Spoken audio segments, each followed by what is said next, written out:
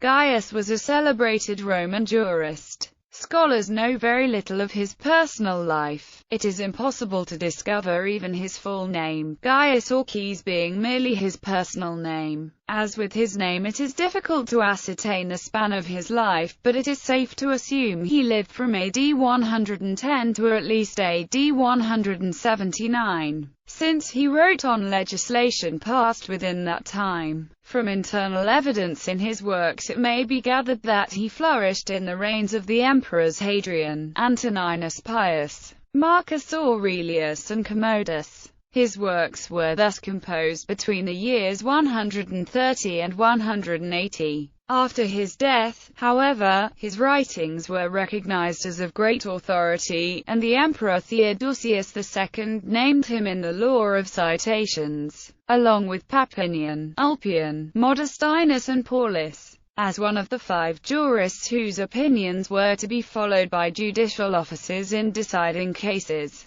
The works of these jurists accordingly became most important sources of Roman law. Besides the Institutes, which are a complete exposition of the elements of Roman law, Gaius was the author of a treatise on the edicts of the magistrates, of commentaries on the 12 tables, and on the important Lex Papia Poppaea, and several other works. His interest in the antiquities of Roman law is apparent, and for this reason his work is most valuable to the historian of early institutions. In the disputes between the 2 schools of Roman jurists, he generally attached himself to that of the Sabinians, who were said to be followers of Attius Capito, of whose life we have some account in the Annals of Tacitus, and to advocate a strict adherence as far as possible to ancient rules, and to resist innovation. Many quotations from the works of Gaius occur in the Digest, created by Tribonian at the direction of Justinian I,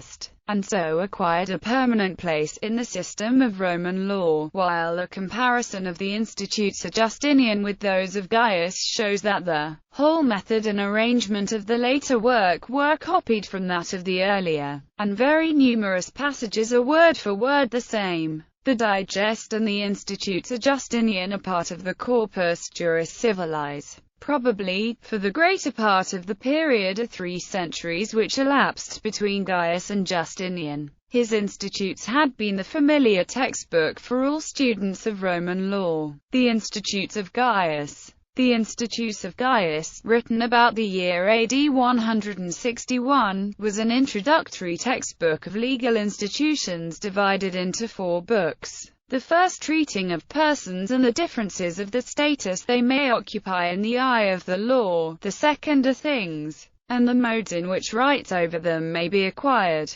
including the law relating to wills, the third of intestate succession and of obligations, and the fourth of actions and their forms. Another circumstance which renders the work of Gaius more interesting to the historical student than that of Justinian, is that Gaius lived at a time when actions were tried by the system of formulae, or formal directions given by the praetor before whom the case first came, to the judex to whom he referred it. Without a knowledge of the terms of these formulae it is impossible to solve the most interesting question in the history of Roman law, and show how the rigid rules peculiar to the ancient law of Rome were modified by what has been called the equitable jurisdiction of the praetors, and made applicable to new conditions, and brought into harmony with the notions and the needs of a more developed society. It is clear from evidence of Gaius that this result was obtained not by an independent set of courts administering, as in England previous to the Judicature Acts, a system different from that of the ordinary courts, but by the manipulation of the formulae.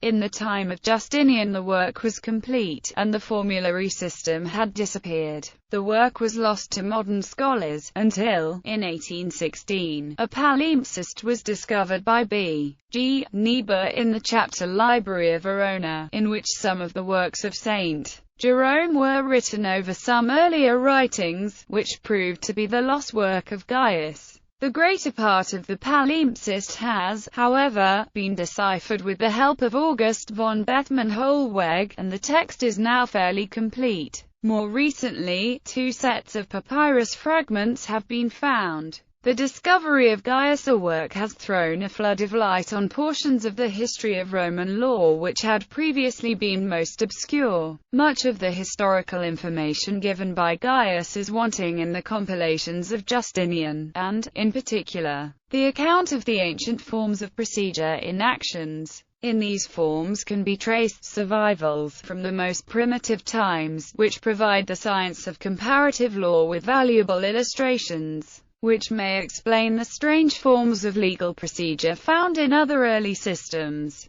There are several editions of the Institutes, beginning with the Editia Princeps of IFL. Goshen, the author of the 1911 Encyclopaedia Britannica, recommends the English edition of Edward Post published in 1885, which includes an English translation and copious commentary. More recent editions include E. Seckel B. Kubler, and Francis de Zulueta, with an English translation and commentary. A comparison of the early forms of actions mentioned by Gaius with those used by other primitive societies will be found in Sir Henry Maine's Early Institutions, Chapter 9. For further information see M. Glasson, Études sur Gaius et sur le jus respondendi. Quotation. The law is what the people order and establish. Institutionis 1.2.3.